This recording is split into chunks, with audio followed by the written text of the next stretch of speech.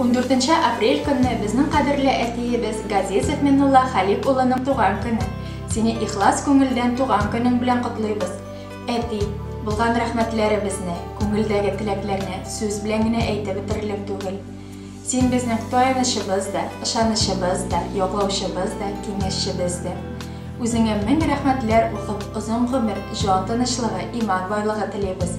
Әти, син әниебез Әлфия белән матур тормыш корып, безне бар көчегезне, җаныбызны биреп үстердегез. Гомер юлың җиңелләрдән булмады. Чернобыль авариясын бетерүдә катнашып, сәламәтлегеңне югалттың.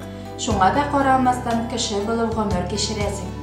Әниебез Әлфиянең кайгыртышанлыгын, ярдәмен күреп тигез матур яшәдегез.